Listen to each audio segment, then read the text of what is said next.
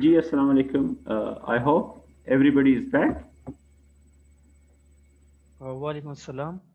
Ji, should we Yes, sir. start or should we wait for few others? Okay, just I think few seconds before we can Yes. start again. Uh, let's wait for a few seconds so that all others reconnect.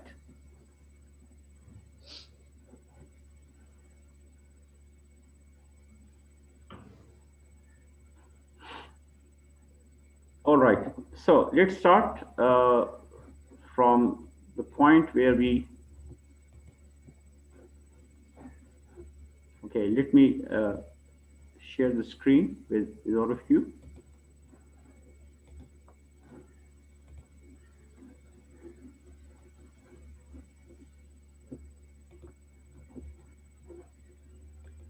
Okay, so uh, connecting from the immediate previous session, uh, we started our just very initial discussion of the problem of multicollinearity. One thing, okay, before I can just give the detail, I was telling you that multicollinearity basically refers to the existence of correlation between two regressors, between two explanatory variables, or maybe among explanatory variables.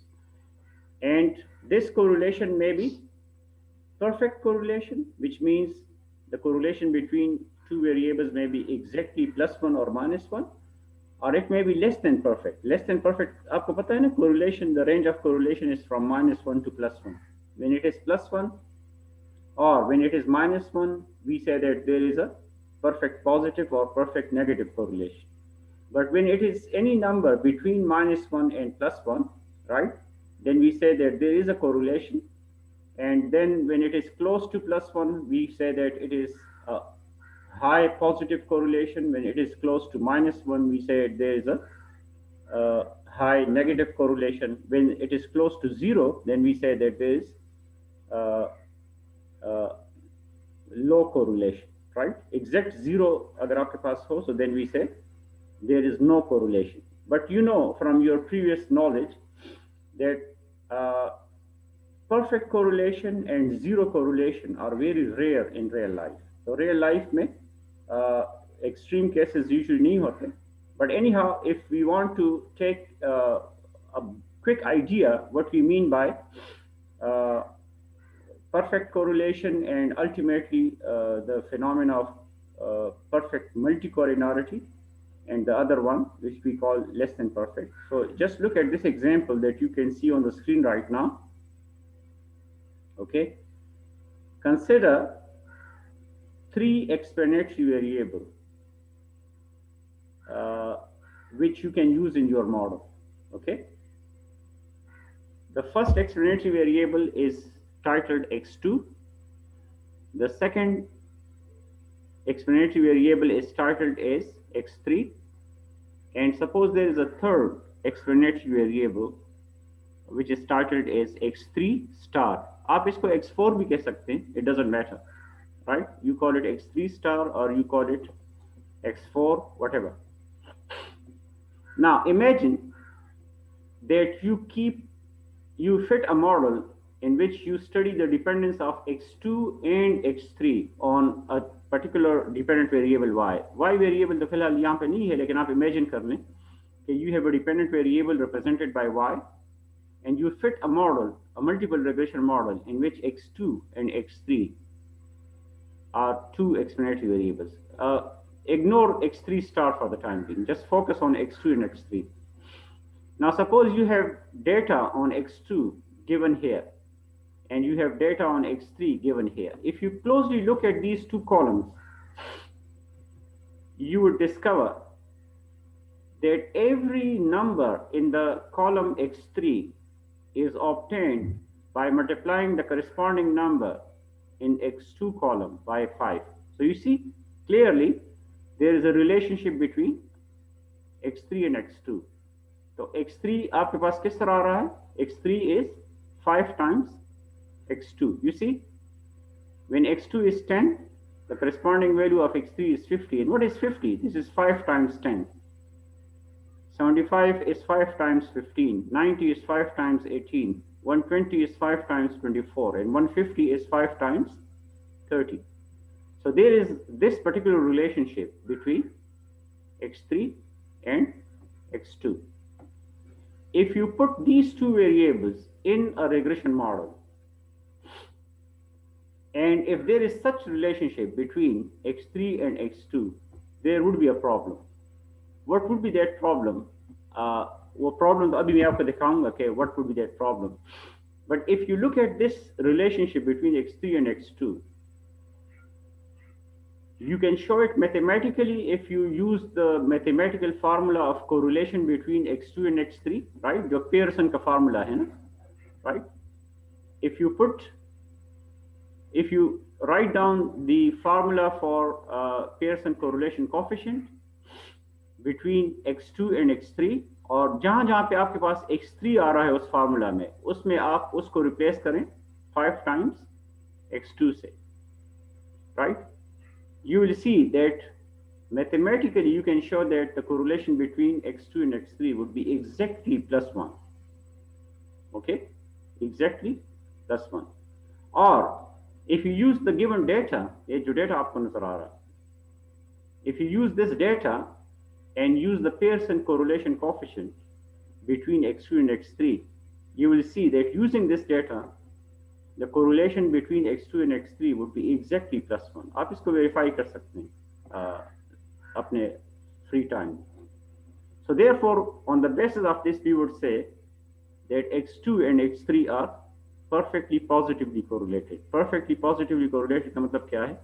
That the correlation between them would be exactly +1. So there is a case of perfect correlation between x2 and x3.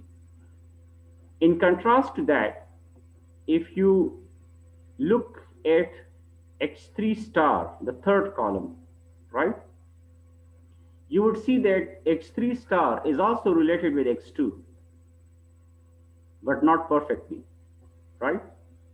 If you look at the values of x3 star, it is basically 5 times x2, 5 times x2, just like x3. It is 5 times x2 plus nu I. Plus nu I का मतलब ये है कि plus some random error term, plus some random variable.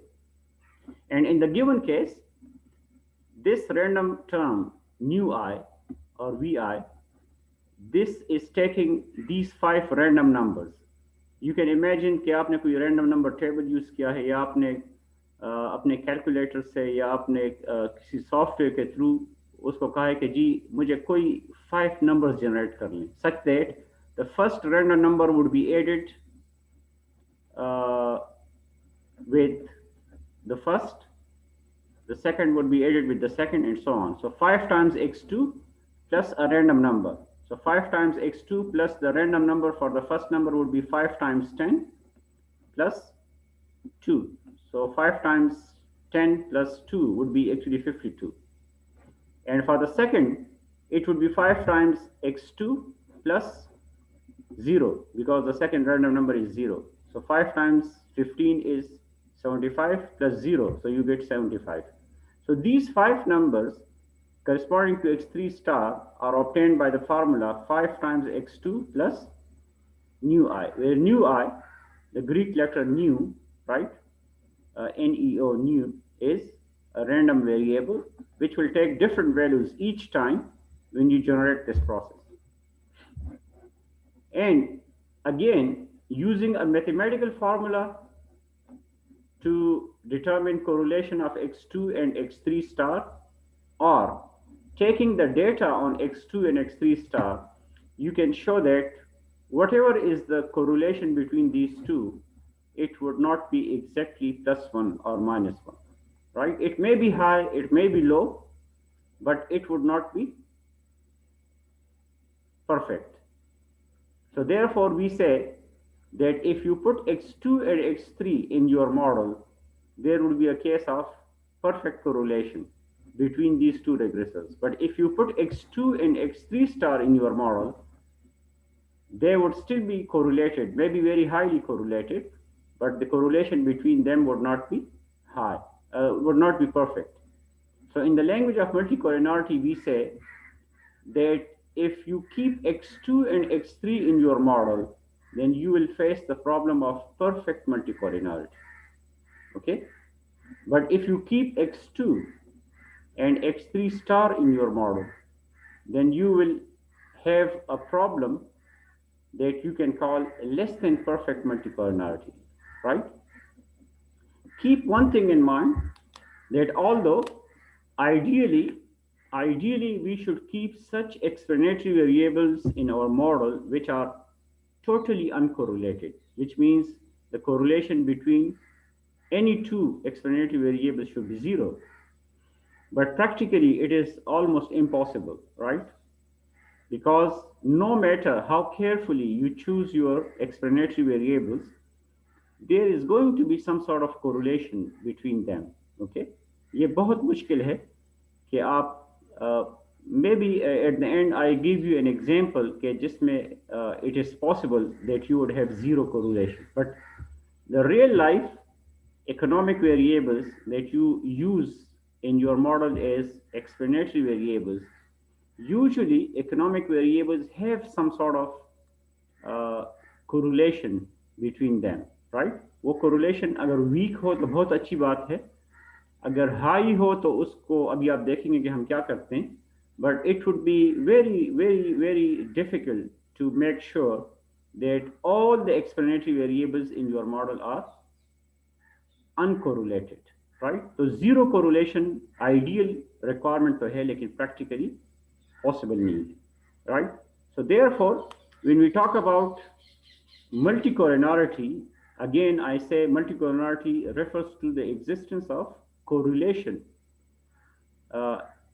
in explanatory variables. Okay, तो ideally तो ये correlation नहीं होना चाहिए ना, लेकिन practically the explanatory variables will be correlated. So one thing that you should keep in mind right from the start, when we talk about the problem of multicollinearity, we are not talking about the presence or absence of multicollinearity, because multicollinearity is always there. Correlation between or among explanatory variables is always there, right? The only thing is that you want to see whether it is dangerous enough or not. Dangerous enough, जिसका meaning अभी आप देखेंगे what I mean by dangerous correlation, right? Whether this level of multicollinearity is harmful for your fitted model or not. If it is harmful, then you would actually try to go for a remedy. If it is not harmful, right, so you would keep it as it is. So therefore, our focus would not be on a model which is totally free from this problem that we call multicollinearity, but our emphasis would be to make sure that our model contains explanatory variables which are not so highly correlated that it actually damages our model. Okay. Now, to give you a quick idea, what we mean by perfect multicollinearity and less than perfect multicollinearity, right? So let me just tell you the consequences, or consequences से आपको पता चलेगा कि why this multicollinearity is considered as a problem, right? I mean, एक natural question आपके ज़हन में हो सकता है ना कि why should we care about the existence of correlation among explanatory variables? So here are two main points that I would like to quickly show you before I can just go to the next. So just come down to the last portion of this slide, ignore the other detail. If multicollinearity is perfect, okay, if there is a case of perfect multicollinearity, if two or more explanatory variables in your model are perfectly correlated, we say that there is a case of perfect multicollinearity. So if multicollinearity is perfect, so what will be the consequence? The regression coefficients of the x variables are indeterminate. I will show you in a second what we mean by this word indeterminate. तो regression coefficient जो OLS estimates होते हैं उस पर क्या फर्क पड़ता है? ये जो beta 1 hat, beta 2 hat and so on, the regression coefficients of the explanatory variables are indeterminate. They becomes indeterminate. And their standard errors are infinite. So regression coefficients become indeterminate, and the standard errors of the regression coefficients, the standard errors of the OLS estimates become infinite. Okay? So this is actually why multicollinearity is such a dangerous problem. If multicollinearity is less than perfect, which means there exists correlation between two or more than two explanatory variables, but there is no case of perfect multicollinearity. There is no case of perfect correlation. Rather, there is a case of very high correlation. तो उसका फर्क क्या पड़ेगा? The regression coefficients, although determinate, whose meaning I will show you in a minute, यानी वो indeterminate तो नहीं होंगे, but it would possess large standard errors. The standard errors would become very large, which means the coefficients cannot be estimated with great precision or accuracy, right? So the precision or accuracy of the regression coefficients will be affected, right? So let me show you, for example, what we mean by the consequences of perfect and imperfect multicollinearity. What you see on the screen right now is the formulae in deviation form, right? For the OLS estimators of a multiple regression model containing two explanatory variables. One explanatory variable is represented by the symbol x2. The other explanatory variable is represented by the symbol x3. So you are talking about a model in which you want to study the effect of x2 and x3 on a dependent variable y. So x2 is one dependent explanatory variable and x3 is another explanatory variable. And the model as well as the formulae for the OLS estimators are in deviation form. Deviation form का मतलब क्या होता है? Okay, for example, small x2 and small x3 that you can and small y that you can see on the screen right now, they are actually deviation from the mean. Like small yi, right? The small yi is actually capital Yi, okay, minus y bar. So this small yi that you can see here, it is just a deviation from its mean, okay? Similarly, small x2 is capital X2 minus x2 bar, the mean of x2. And small x3 that you can see on the screen here is the deviation form of x3, which means small x3 is actually x3 minus x3 bar, right? The mean, okay? So therefore, but I mean,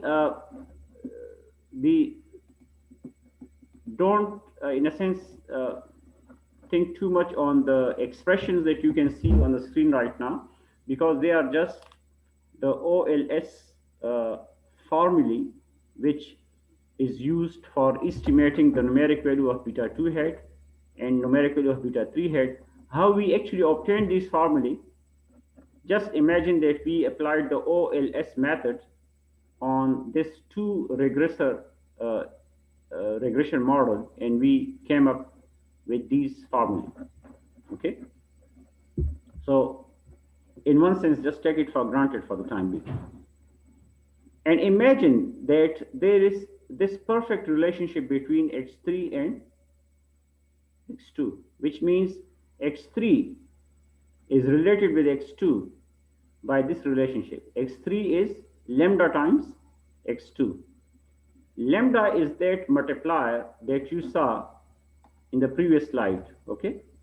Here, for example, when we were talking about the relationship between x2 and x3, we saw that x3 is actually 5 times x2. So this 5 is that multiplier, okay? And in general, you say that suppose x3 is lambda times x2. So lambda is just a number. For example, in the given case, it is 5. In some other case, it may be any number, a larger number, smaller number, fraction, whatever, okay? So x3 equal to lambda times x2. Now, wherever x3 is occurring in these formulae, wherever x3 is occurring in these formulae, using this relationship, if you replace it with lambda times x2, okay? If you replace x3 everywhere occurring in the above formula by what? By lambda times x2, and then simplify. For example, if you just consider the expression for beta 2 hat, which is the OLS estimator associated with x2, right?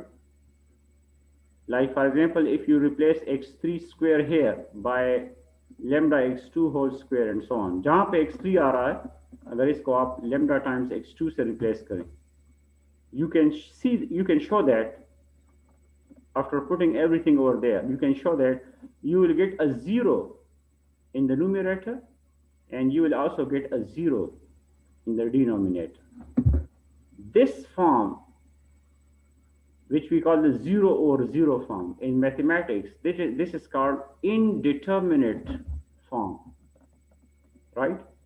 0 over 0. Remember, 0 over 0 in mathematics is not equal to 0, right? So you cannot say that जिस तरह आम language में लोग कहते हैं ना कि सिफर बटा सिफर मसावी है सिफर, right? So this is not true in mathematics.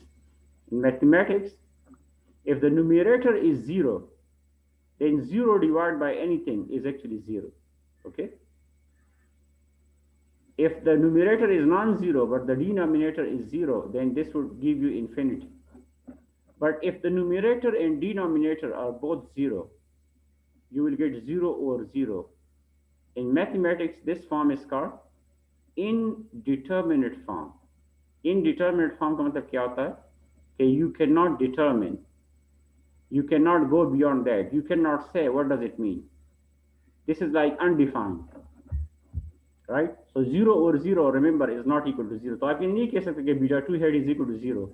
You would simply say beta 2 hat is indeterminate, जिसका layman मतलब क्या होगा कि you are not able to determine the value of beta 2 hat. यानी आप ये नहीं कह सकते कि beta 2 hat की value क्या है. In a sense, you are stuck over here. This is a case of no solution, no possible answer for beta 2 hat, right? So when you say that I have indeterminate form, this is like the end of the journey, or what I say, the end of the story, which means if when you get 0 over 0, you are stuck here. You cannot go anything further. Or in layman language, you cannot estimate, you cannot get the numeric value of beta 2 hat. So similarly, if you put the same expression x3 equal to lambda 2 times x2 in the second expression, you can show that beta 3 hat would also be equal to 0 over 0. So beta 2 hat would be indeterminate, 0 over 0. Beta 3 hat would be 0 over 0. So we say that for this model, the OLS estimators are indeterminate, right? Indeterminate, which means no solution is possible. तो जब आप beta 2 hat और beta 3 hat obtain नहीं कर सकते, तो इसका मतलब क्या है कि the model estimation is not possible, right? The model cannot be estimated, क्योंकि जब तक आप ये coefficients obtain नहीं करेंगे, so how can you talk about the estimation of the model? That is what we call the end of the story. This is the biggest problem with what we call perfect multicollinearity. So if any two explanatory variables in your model are perfectly correlated, forget about the estimation of your model. आप model को estimate ही नहीं कर सकते. This is the most horrible type of multicollinearity. If you are very unfortunate researcher, तो आपके पास ऐसा case आ सकता है कि you fit a model, you want to fit a model, और अनफॉर्चुनेटली आपके पास मॉडल में ऐसे दो एक्सप्लेनेटरी वेरिएबल्स हैं या दो से ज़्यादा ऐसे एक्सप्लेनेटरी वेरिएबल्स हैं जिनके दरमियान कोरिलेशन क्या है, परफेक्ट है, लेकिन किसी वजह से आपने टेस्ट नहीं किया है कि there is a perfect correlation, right, and you are stuck, the model estimation is not possible, या सॉफ्टवेयर आपको मैसेज दे रहा है कि the model can not be estimated, and then you are wondering कि ये क्या मसला है, मेरे पास तो डेटा भी अवेलेबल है सब कुछ, but the problem is because of the underlying mathematical theory, it is not possible to get beta 2 hat and beta 3 hat because it is actually 0 over 0. And as I said, 0 over 0, which is called indeterminate form, 0 over 0 is not 0, it is just indeterminate. This cannot be determined. So therefore, perfect multicollinearity means the end. आप बिल्कुल model को estimate नहीं कर सकते. But fortunately in real life, the correlation between two explanatory variables may be very high, but it may not be perfect. As long as it is not perfect, then the model can be estimated. Although it doesn't mean that a model would not suffer from anything, but the model can be estimated. Mathematically, if using the same expression for example, beta 2 hat, which you saw over here, and rather than x3 equal to lambda times x2, if x3 is equal to lambda times x2 plus some error term, जिस तरह आपने यहाँ पे देखा ना, कि x3 is 5 times x2 plus some random component, like randomly one number is 2, another number is 0, and so on. So if x3 is not 5 times x2, rather it is 5 times x2 plus this random term. So अगर आप 5 की जगह general ले लें, if x3 is lambda times x2 plus this one, then you see what happens to those coefficients.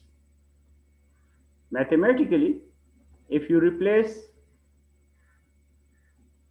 x3 in the expression for beta 2 hat by lambda times x2 plus nu I, whatever mathematical form you will get, forget about what you get in the numerator and what you get in the denominator. But one thing is sure, the numerator would never be 0. The denominator would also be not equal to 0, which means you will not face the problem of 0 over 0.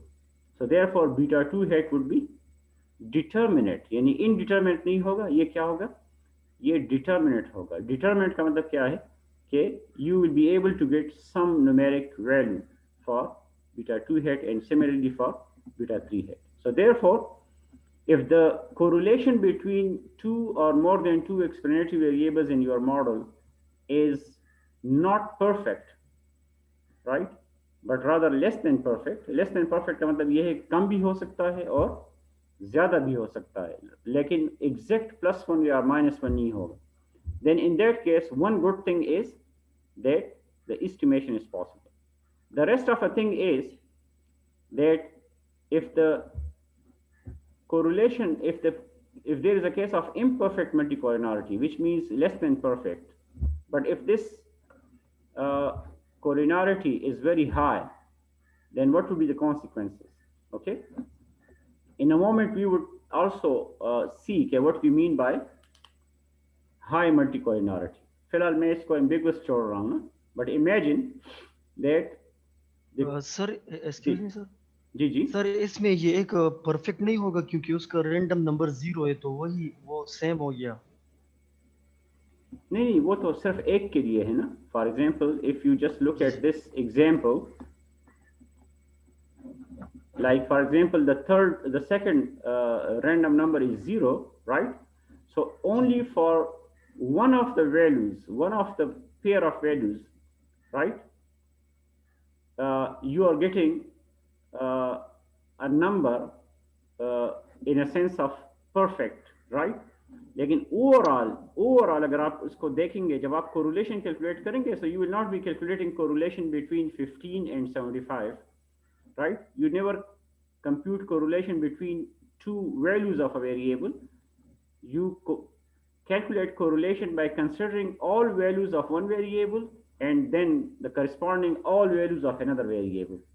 तो अगर इसमें किसी एक में just by chance आपके पास ये random component आपके पास zero आ रहा है, so it will not actually affect the overall correlation, यानी ये overall correlation को one नहीं करेगा. समझ गए आप ना? ओके सर, ठीक है. क्लियर. अगर ये सब इस तरह होता कि इसमें ये थर्ड कंपोनेंट जीरो होता तो फिर आप कह सकते थे कि because they are perfectly correlated. So as long as not all of them are actually giving you that, so वो कोई इशू नहीं. Right. So if there is a case of high multicollinearity, और मैंने आपको ये कहा कि फॉर द टाइम बीइंग ये जो हम कहते हैं ना कि इन केस ऑफ नियर और high multicollinearity. So what we mean by near or high multicollinearity? Near or high का तो बहुत सा meaning हो सकता है ना. So what I'm saying, for the time being, just take it for granted. यानी इसमें फिलहाल ना पढ़ें कि what we mean by high multicollinearity. यानी high multicollinearity का मतलब ये होगा कि two or more explanatory variables are very highly correlated. They are not perfectly correlated, but very highly correlated. So what is the meaning of high correlation? ये आपको in few moments पता चल जाएगा. So if there is a case of high multicollinearity, then what would be the consequences? The first one is that the blue property would not be affected, but the OLS estimators would have large variances and covariances, making precise estimation difficult. यानी OLS estimators के जो variances होंगे and ultimately standard errors होंगे, they would become very large, larger than usual. Right? In a moment मैं आपको explain करूँगा कि what we mean by large variances. Okay? So the OLS estimators would have very large variances and ultimately very large standard errors and ultimately covariances. और उसका फर्क यह होगा कि your estimation would no more be precise. It would be in a sense very unstable. And the second consequence is all the consequences that you call consequence number 2, 3, 4, 5, they are actually related with the first one, right? Which is the major consequence, right? What is that major consequence? Unprecedented increase in the variances and covariances of the OLS estimators, right? This is one single largest consequence of very high multicollinearity. Because of consequence number one, right? Consequence number two says, because of consequence number one, the confidence intervals tend to be much wider, leading to the acceptance of zero null hypothesis, i.e. true population coefficient is zero more readily. Because of large variances, the standard errors would become very large, and that large standard errors would make the confidence intervals that you construct for the OLS, for the regression parameters, it would make the confidence intervals very wider. And as a result, the null hypothesis that you call the zero null hypothesis, right? The acceptance, any non-rejection of the zero null hypothesis would become much likely. Most of the time, you will end up with not rejecting the null hypothesis, right? And also because of consequence number one, the T ratio of one or more coefficient tends to be statistically insignificant. The T ratio that you use for checking the significance, they would become smaller and smaller. In a moment, I will show you what we mean by T ratio becoming smaller. So T ratios will become insignificant, and most of the time you will be concluding that the effect of an independent variable is insignificant, while in reality it may not be significant. It may not be insignificant, it may be significant. The fourth consequence is that although the T ratio of one or more coefficient is statistically insignificant, which means smaller T ratios, the R square can be still very high. So this would be a very interesting contradiction, that the T ratios would be smaller, but the R square would be very high. Any R square would tell you that the model is good, while the T ratios will tell you that the model is not that much useful. So there would be a big contradiction between the R square information and the T ratio information. And the last consequence is that the OLS estimators, and their standard errors would become very sensitive to small changes in the data, right? Which means just a slight change in the data would bring a very big change, not only in the OLS estimators, but also in their standard errors. Let me quickly show you what we mean by these consequences, okay? Now, large variances and covariances, okay? The expressions that you can see on the screen right now, these are the variance of the OLS estimators obtained in case of a multiple regression model with two regressors. एक regressor इसमें x2 है और दूसरा regressor इसमें क्या है x3, right? What you can see on the right hand side of each equation is a simplified formula for the variance of beta 2 hat, variance of beta 3 hat, and the covariance of beta 2 hat and beta 3 hat. What is beta 2 hat? It is the OLS estimator or the regression coefficient associated with x2 in your model. And beta 3 hat is the OLS estimator or regression coefficient associated with x3 in your model. And the right hand side is just a simplified form. Original formula थोड़ा सा different है, लेकिन this is just a simplified form of that. The reason is that this simplified formula actually also gives you this R, right? What is R? Small r, R23, right? R with a subscript 23. And then you are talking about the square of this R. R23 is actually the correlation between x2 and x3. ये 2 किसको represent करता है? x2. और 3 किसको represent करता है? x3.